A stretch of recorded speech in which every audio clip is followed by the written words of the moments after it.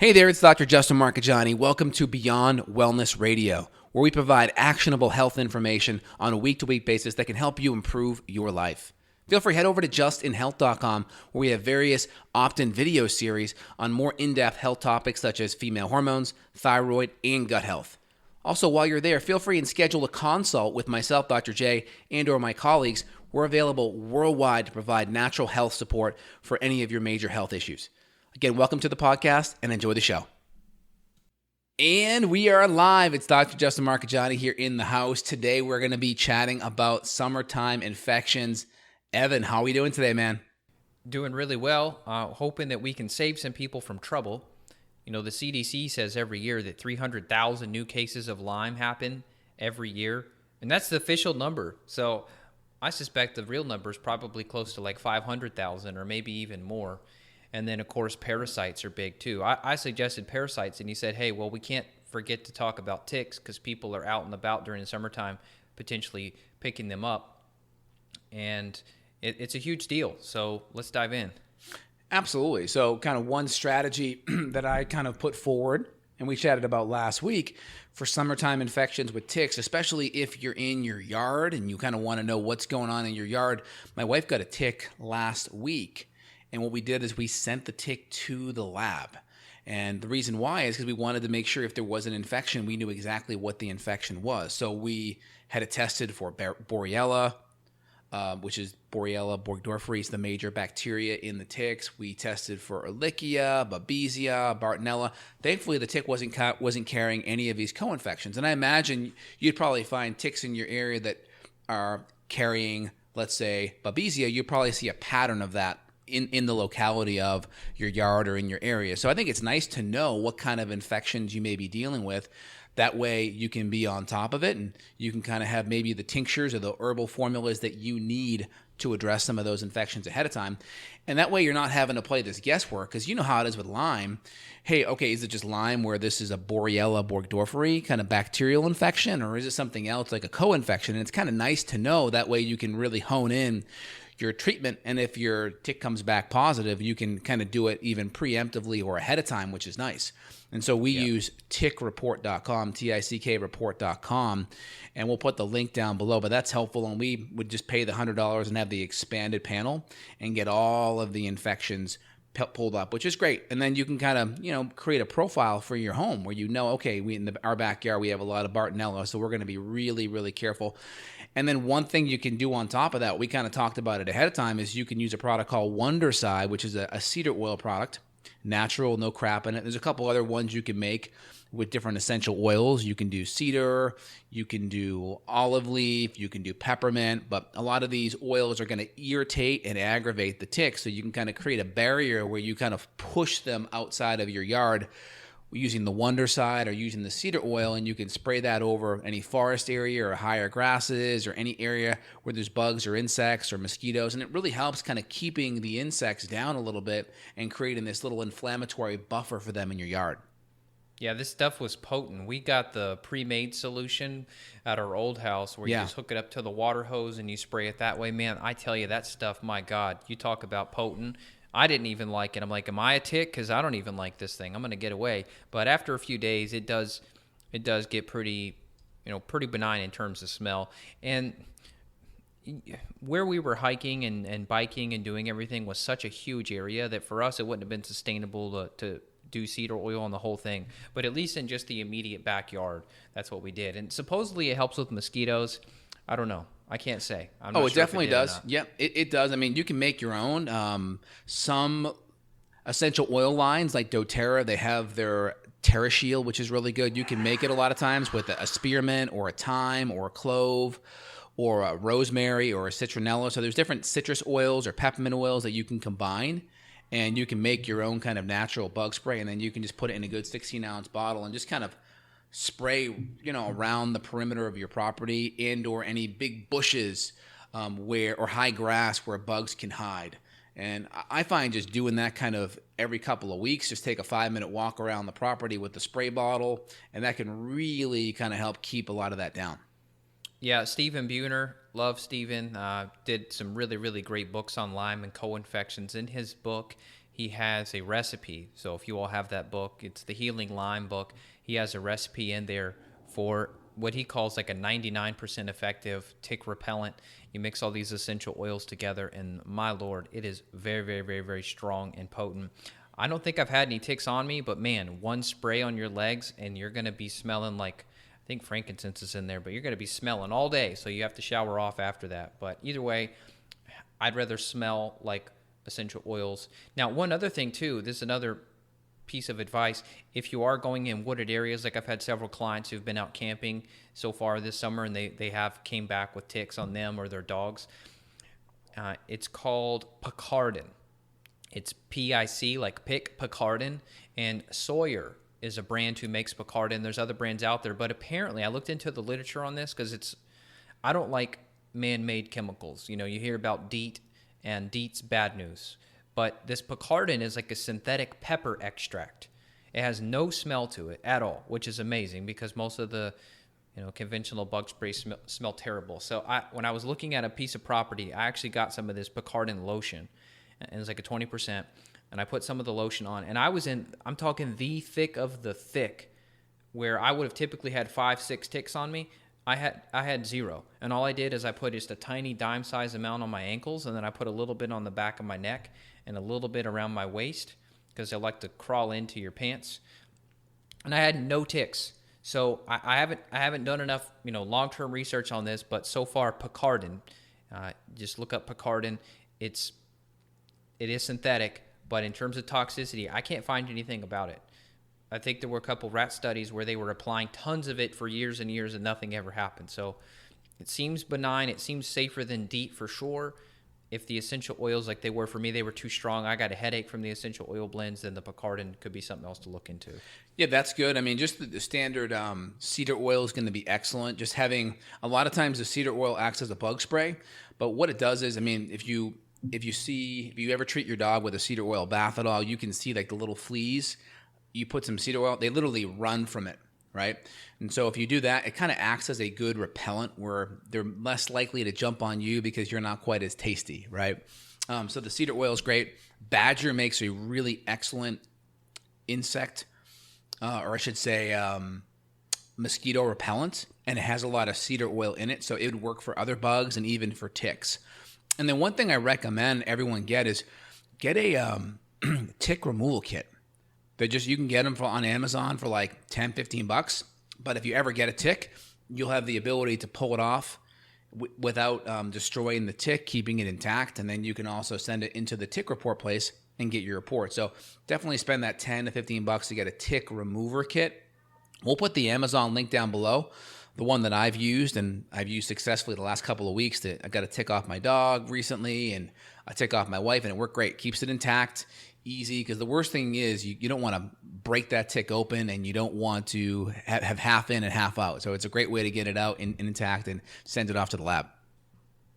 Yeah, there's a bunch of myths like doing a match head to a tick. Don't do that, or try to twist it or crazy stuff. Don't do that. You just grab on, and once you pinch these guys, you just hold it on them, and then eventually they release. They let go. So I just kind of grab the tick, hold with pressure, and then eventually 3-4 seconds later, it lets go, and it just pops off. So I would have done the tick report, but I was pulling so many off at the time. It's like, okay, well, which tick am I going to blame here? So, I mean, for you, it'd probably just be nice to get a profile just to say, okay, let's put in 5 or 6 ticks, see what comes back. Oh, okay, we got some Bartonella coming up in the backyard. So then we can really have a lot of, maybe we're going to be on some Bartonella support throughout the summer just to be on top of that. But if you look at a lot of the tick removals, one, it comes with tweezers, which is kind of standard, but it's like this little V.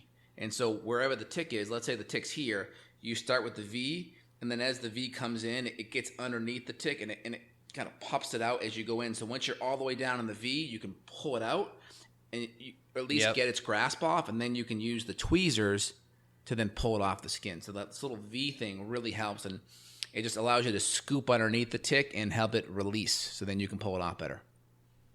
Yeah, and fingers crossed, hopefully people don't get them. Hopefully, whether it's the Picardin or whether it's the essential oil blend like Buhner talks about in the book, or the cedar in your yard, hopefully these are things you can do to prevent it.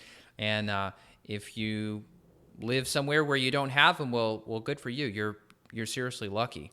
But that's that's the tick thing. Now let's talk about some of these other pathogens, things that you're probably going to get from water more than you are from things crawling on you, things that I've personally dealt with and you and I've dealt with clinically hundreds and hundreds and hundreds of times, which is going to be cryptosporidium and giardia, which are two infections that really, really start to pop up in summertime because people are playing in the water more. And they can really, really wreck you. Now, here's the annoying thing. I want your comments on this. This is the annoying thing is when you look up crypto or you look up giardia and you get just the standard kind of CDC information, it always talks about how like immunocompromised people with AIDS and HIV and da-da-da. Those are the people who get sick from it. Totally. But I don't have HIV AIDS. I don't have cancer that I know of, and I got really sick from those pathogens. So what do you say to those articles where it kind of makes you, it almost gives you a false sense of security because it's like it's only the elderly or this or that can get symptomatic from these bugs?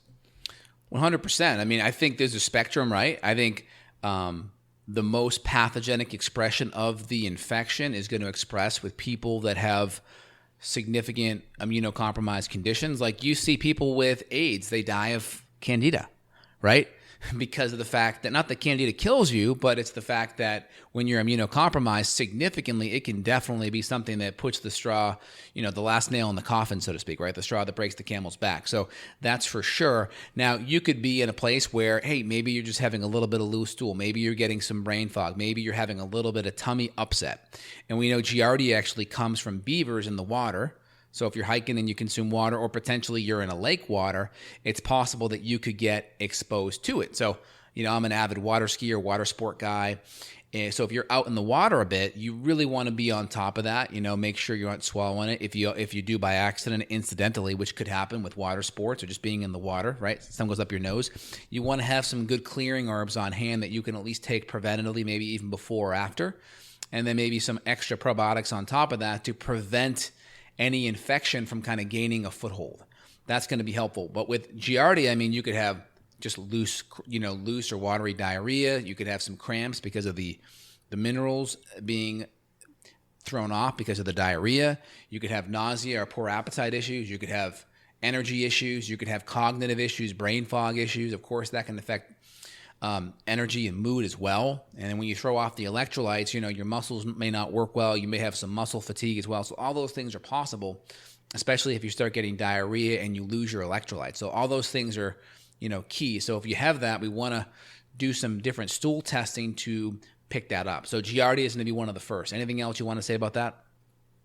Yeah, the symptoms, I guess what I was kind of frustrated about is people will think, oh, that can't be it because it says here it's only going to be elderly or this or that. And then they're like, no, that can't be me. This article says here it's only the, severely immunocompromised people who can get sick. But in my case, I was what I thought I would say I was relatively healthy. And, I ended up losing a ton of weight from giardia because it massively affected my appetite and digestion. So this, the point of this whole podcast is if everything was decent to average and now all of a sudden you got some weird things popping up in the summer, this is one of the most common infections people are going to pick up this time of the year.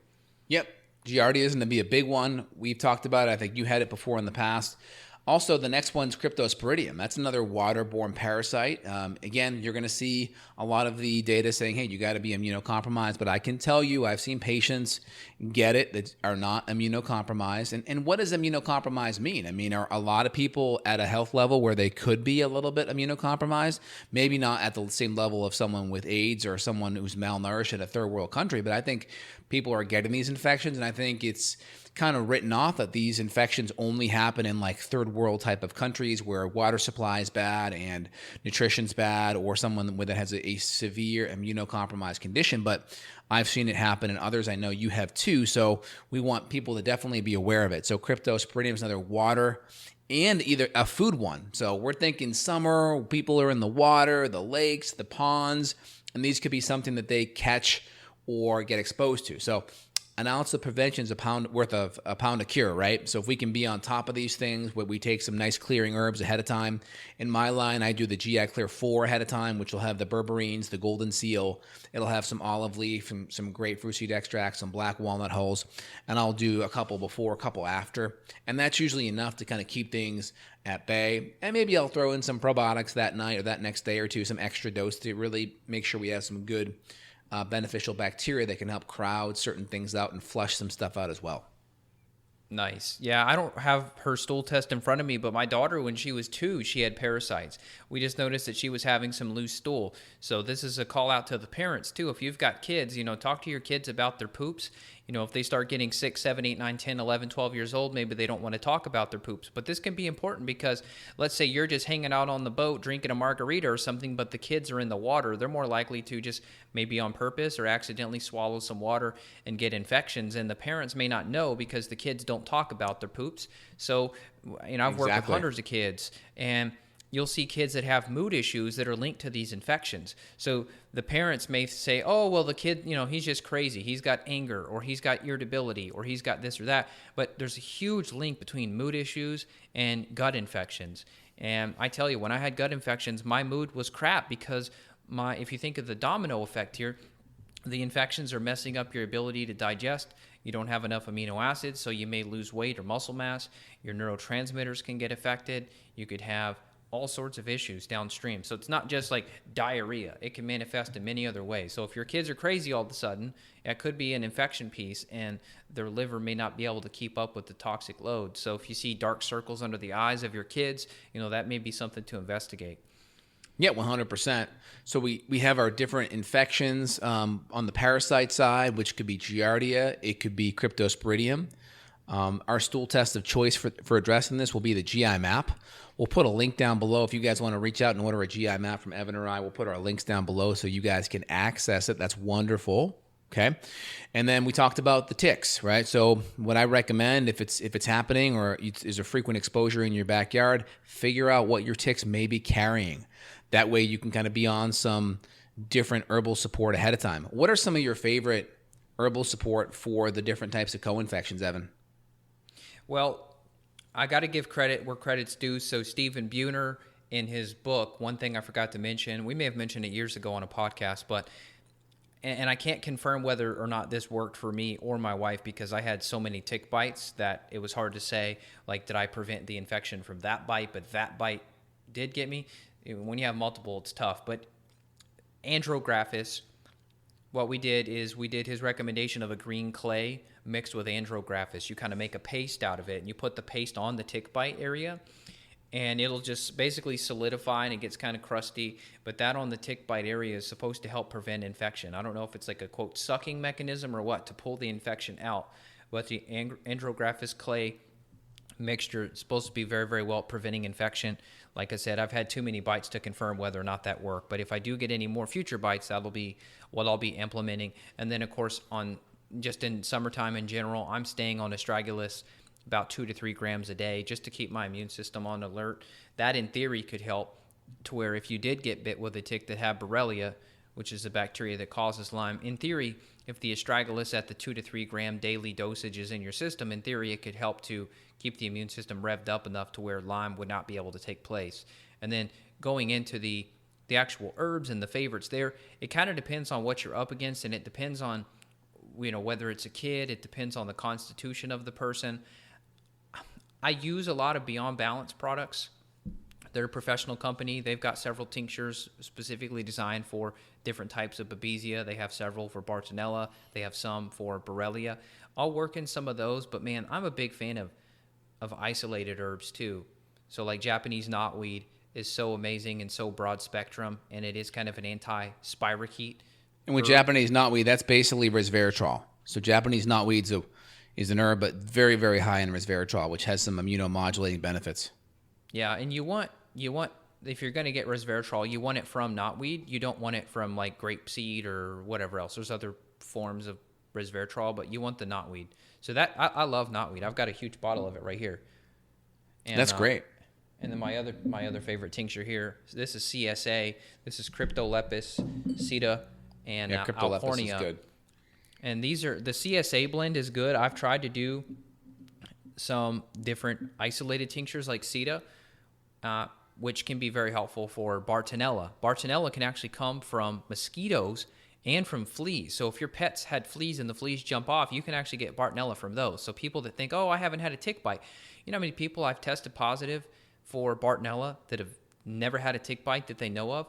So, and Bartonella can be a beast regarding, chemical sensitivities and headache at the occipital portion on the back of the head. It can cause anxiety. It can cause depression, despair. It can do a lot of stuff to you. And so the CSA blend is something that can address Bartonella, and it can address Babesia. Babesia, believe it or not, I had deja vu all the time, like 2-3 times a week. I'd be like, oh my God, I've been here before. This is weird. Massive deja vu. Apparently, deja vu is one of the symptoms of Babesia. So that's how I knew to test it. And then Right.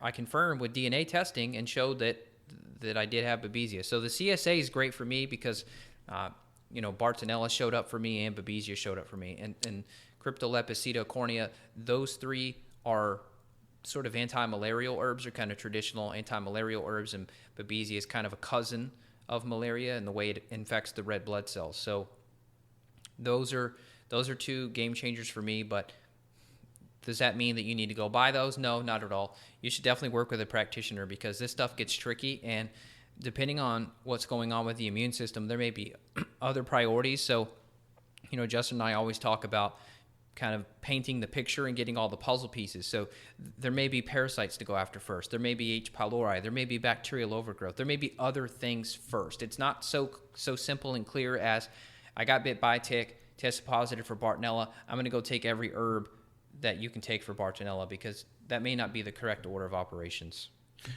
110%. So it's nice to know what kind of infections are going on. So when you talked about the first line defense, you talked about putting a bentonite clay over the tick bite? Yeah, so you would mix it. You would mix clay Water? and andrographis together. Okay, so you Andrographis tincture. So you get an andrographis tincture, you'd mix it with a little bit of bentonite clay and put that right over the tick bite. Yeah, turn it into a paste, rub it on, let it dry, and then just leave it there for a few hours or however long. It kind of makes your skin, like, I don't know, maybe a little itchy, or just kind of stretches it. Feels like it's stretching it because it's drying. So as long as you can handle it, yeah, keep it on the tick bite area. So andrographis, and then you do that, maybe dry it with a hair dryer, and maybe put a bandage over it to keep it from falling off, maybe? The bandage would be smart. Yeah, we didn't do that. I was just losing crusties everywhere. But yeah, the bandage would have been smart. That makes sense, because you're kind of you're trying to use it as a magnet to kind of pull any toxins or junk out, so it doesn't quite go systemic, right? Is that kind of the goal? Exactly. That makes sense. And I've heard people say they think it worked. I mean, how do you verify this? Yeah, it's hard. It's really tough to prove. Yeah, it's hard for sure. Now, a couple things that I like. So if we're going to just go over a couple of herbs, you mentioned a couple. You mentioned Sida acuta, Cryptolepis, or Cryptolepis, however you want to pronounce that one. There's a couple that are just really good, right? Cat's claw is just a really good general herb. You talked about Japanese knotweed for the resveratrol. Really, really good. Noni and neem also tend to be very, very good as well. Silver also tends to be very good for different co-infections. Like Babesia, we may want to do more silver with Lyme or Borrelia burgdorferi, maybe more cat's claw or Japanese knotweed. For other types of infections, like going down my list here, if we have other types of infection like Ehrlichia, we may use more astragalus, right? So different herbs or different infections, different herbs. But cat's claw is a good one to have in your medicine cabinet. Neem is a good one to have in your medicine cabinet. And I would say Cryptolepis or Sida or resveratrol, Japanese knotweed is excellent to have. Yeah, and also I've tried one called Atoba bark. It's like Otoba. I believe it's an A at the end. Atoba bark. It's like some type of a Brazil tree. There's a guy named Dr. Marty. I'm trying to get him on the podcast. Really cool guy, really smart guy.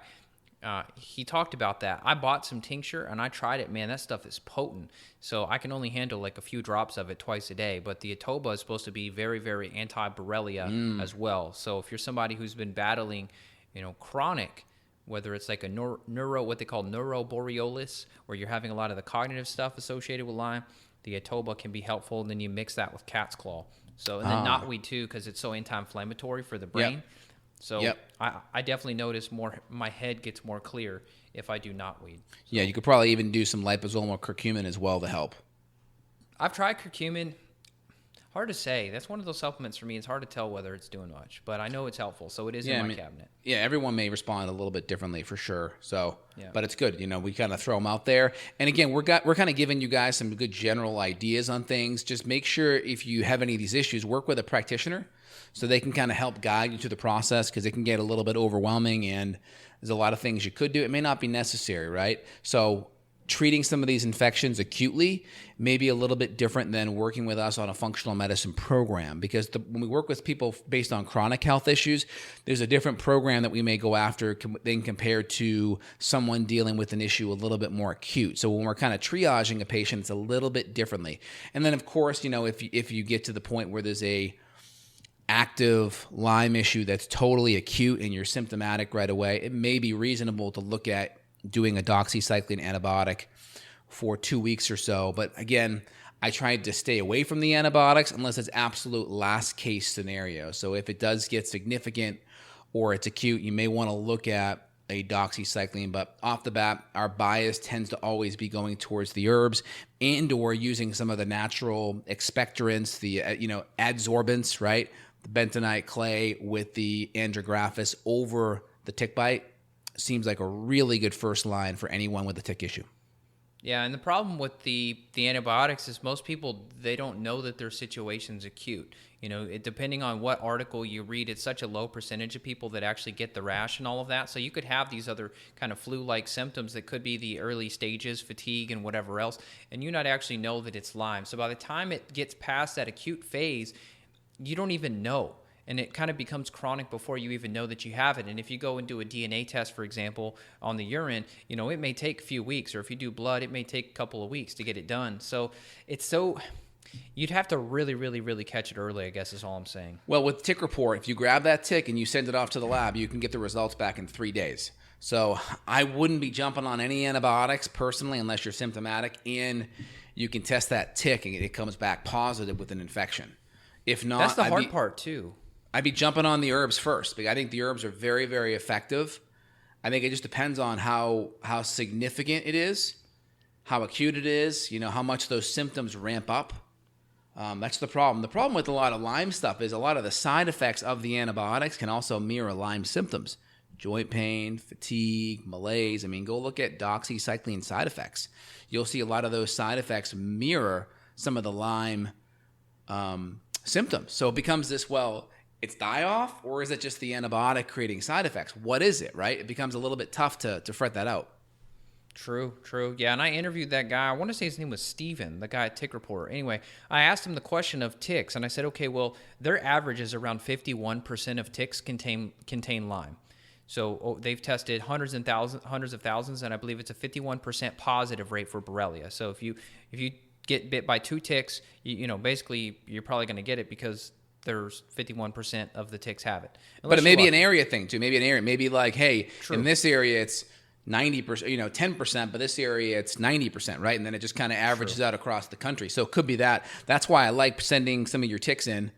And then, we kind of talked about your situation, right? Like you used to be hiking a lot in the forest, and now we're like, all right, let's cut out maybe a wider path in your backyard so you can be going through there and not have all these branches or high grass hitting your legs and stuff. And I was getting paid too, 2009, 2010, I was getting paid to work in the woods. I loved it. It was great, but man, many a times I brought home ticks, so no fun. Not worth it now though. It's not worth it at all. Because I think some of your chemical sensitivity is because of these chronic tick infections. Oh yeah, absolutely. Yep. Yeah, so let's try to be on top of that. I think some of the Wondercide is great, and if you have a lot of woods in your backyard, try to have a nice little path cut for yourself so you can go in there, enjoy nature, and not have these ticks jump on you. Yeah, smart. And this is not like, work with a practitioner. We would love for you to work with us. We're honored and blessed for the opportunity to help so many people, but we're not saying that to just sell ourselves. We're saying that because I could tell you personally and clinically, this stuff does get tricky, and you can definitely poke the what's the analogy? You could poke the beehive, so to speak, with these bugs. So for example, if you have Borrelia and you have Bartonella and you try to go after let's say Borrelia first and not the co-infection, the co-infection may take you down because the stress of killing can weaken you a little bit. So you may kind of knock down one, play whack-a-mole. You may knock down one infection and then the other infection can kind of take you down and more symptoms ramp up there. So you really want to be able to check in with somebody where you can know, oh, this popped up. Okay, we may need to switch gears, because if you're stubborn, you're just going to go and try to do all this yourself, and it may extend your timeline and it can definitely extend your suffering. 100%. Yep, I totally agree. Anything else, Evan, you want to highlight here today? I mean, I think we're on the right track. A couple of questions came in. What's your insight for pregnant women passing worms? Just depends. There's some herbals to do it. I probably would stay away from the herbs if you're pregnant. There's some medications like mebendazole or albendazole / Vermox. You don't really take them that long. Usually you take them, 1 to 2 times a day for 2 days, and then you wait 2 weeks and take it again. I'm not sure about the safety profile of that. If you're pregnant, you'd have to talk to your prescribing doctor. And then there's some natural things like diatomaceous earth food grade that may be okay because it's kind of more dehydrating the worm's exoskeleton, and it's primarily going to stay in your intestinal tract. But if you're pregnant, all bets are off. So my general recommendation is try to treat these things ahead of time if you are going to get pregnant, so you go into pregnancy with a good gut. If you have an acute issue, you really want to talk to your conventional medical doctor, look up the safety profile of those simple worm meds, and then maybe some of the more gentle binders, but you'd have to do a little bit more research on that. Another question, can we use herbs in the mouth, gargling, brushing for gums like amoebiasis or inflammation? You definitely can. There's a product I use called Dental Sidin you can use. It's a liposomal formula. That's great. You can also gargle with silver as well. You can even do a 3% hydrogen peroxide as well and gargle with that and spit that out. Those are some really good options. Thoughts, Evan? Yeah, the pregnancy question, that one's tough because a lot of herbs are off the table during pregnancy. So I guess the question would be, how far along is she? And then you could always wait until you have the baby. There are many, many more things on the table that are safe while nursing that are not safe during pregnancy, mainly because nobody's going to do the study on them. So I've worked with many, many, many pregnant women, but the general recommendation is, hey, depending on how bad it is, like olive leaf has pretty good safety profile. Olive leaf has some general antimicrobial benefits, so may or may not be enough firepower, but we'd probably just try to, get that woman as comfortable as we can through pregnancy, get her to the nursing phase, and then that would open up the door for a lot more herbs. Like even mebendazole is not really studied during pregnancy, so I would try not to do anything personally while pregnant unless it's 100% necessary and it's acute. And then on that note, would I do a diatomaceous? I'd probably stick to a DE food grade over anything else, but that's just me. It just comes down to you have to weigh your options about how acute the issue is and kind of where you're at in the pregnancy. Because if you can wait, always wait. True. Yeah, the DE is good. We used that for my daughter when she had pinworms, and they were super resistant to the parental, that conventional drug. We didn't want to use it, but the herbs we tried didn't work. So we brought out the DE, and it cleared it up. So I know, like even in young kids, for example, too, maybe she has some concern about possibly the baby having some kind of worm issue. I would just get through the pregnancy. And what you could do, though? What you could do that'd be really good? You could do some pumpkin seeds. Pumpkin seeds should be fine during pregnancy, and that would also have a natural deworming effect. I would do pumpkin seeds. It has a natural compound in there called cucurbityn, and it paralyzes the worm and helps the body eliminate it. So pumpkin seeds would probably be your safe one if you needed a natural support to get rid of it, because pumpkin seeds I don't think are contraindicated. It's a seed, right? I don't think there's any food that's contraindicated. So that would probably be your safest bet if you need support now. But again, this is not medical advice, just purely entertainment. So talk to your prescribing doctor, OB, and or functional med doc. Yep, sounds like easy to implement, and who knows? Maybe it works, maybe it's not enough firepower, but hey, can't hurt. Nope, definitely can't hurt. Anything else, Evan, you want to highlight today? So we went over like the common stuff that we see in the summertime. We have all the ticks and the co-infections. We went over triage care with that, topical. We talked about a couple of internal things. Before you go internal, definitely reach out to a good functional medicine doc. We talked about the Giardia and the crypto. We talked about some preventative and how we go after that, and then the testing for that being the GI map. I'll put the link down below. We talked about preventative stuff to make your yard safer, to get rid of a lot of the pests and the insects and the ticks and the fleas. We talked about how we can actually test some of the ticks to see what kind of infections your yard may carry and what kind of profile your yard has. That way you can kind of have a lot of this stuff on hand. If your yard's heavily Borrelia or Bartonella, you can have those things on hand, maybe even be preventively taking some of these things during the summer. And you could take some extra precaution to get some of the natural essential oils down to kind of create a buffer zone to keep these bugs out of your yard. Yep. No, it's all great. I asked the guy when I talked with him, man, can you guys plot all this stuff on the map? I'd love to see an interactive map with all their 50,000 plus test points and kind of click around and click on the states and see a map of where all the infections are. That'd be cool. But he said they hadn't implemented it yet. That was several years ago. That'd be a cool feature, though. It would, because then if I'm in Austin, Texas, and you can see like a lot of Borrelia right there or a lot of Bartonella right there, then you can kind of use that data accordingly. That would be awesome. Well, if you need help clinically, we work with people around the world, so please don't hesitate. Reach out. We're here to help, and we're honored and grateful for the opportunity to do so. You can reach Dr. Justin at justinhealth.com, me, Evan Brand, at evanbrand.com, and we'll talk to y'all next week. Yeah, and if you guys enjoyed the content, thumbs up. Really appreciate it. Put your comments down below. Let me know your experience with different summertime infections. Really like to understand that. We're available worldwide. And also, if you guys don't mind, if you're really enjoying the content, head over to evanbrand.com/iTunes or justinhealth.com/iTunes and write us a review. We really appreciate kind of getting the word out. Our review really helps. It gives us more credibility, and we appreciate you guys learning and sharing it with your friends and family so everyone can be a little bit healthier. Anything else, Evan? Yep. No, that's it. Have a great day. Take care, everyone. Bye, y'all.